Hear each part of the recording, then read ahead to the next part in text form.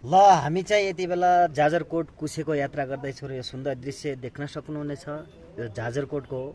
जाजरकोट सदरमुकाम खलङ्गा तर्फको यो सुन्दर दृश्य देख्न सक्नुहुनेछ। नेपालमा पनि यस्ता भूभागहरू छन् जहाँ पर्यटकको लागि अत्याधिक सम्भावना बोकेको जाजरकोट छ र यसलाई अब जाजरकोटबाट हामी कुसे 5 ढिमेतर्फ जाँदैछौँ। हामी विभिन्न ढिमे दुमदाला र त्यसपछि खुर्पाका साथीहरू गाडीमा बसेर जाजरकोटबाट हामी ढिमेतर्फ बढिरहेका छौँ र यो ढिमेदेखि माथि आइसकेपछि एउटा र खलङ्गादेखि माथि चढिसकेपछि एउटा पहाड आउँछ, जुन पहाडको नाम हो यो पाँचकाटे र हामी यति बेला पाँचकाटे छौँ र पाँचकाटे आउँदै सुन्दर दृश्यलाई मनमोहक र दृश्यहरूलाई हेर्दै हामी दमदाला गाउँतर्फ प्रवेश गरौँ। देख्न सक्नुहुनेछ कति सुन्दर दृश्य छ। दमदाला एक आफैमा सुन्दर छ र त्यसपछि हामी कहाँ पुग्यो त गाइजहरू भन्दा ढिमे गाउँमा र ढिमे गाउँमा प्रवेश गरिसकेपछि देख्न सक्नुहुनेछ अझ सुन्दर दृश्य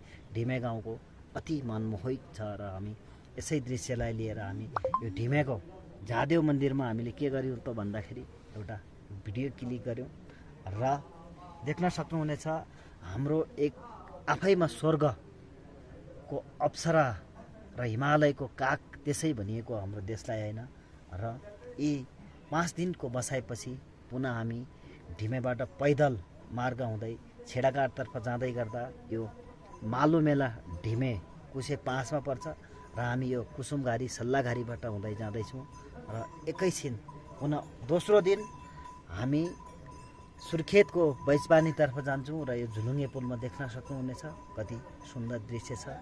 हवस् त, धन्यवाद।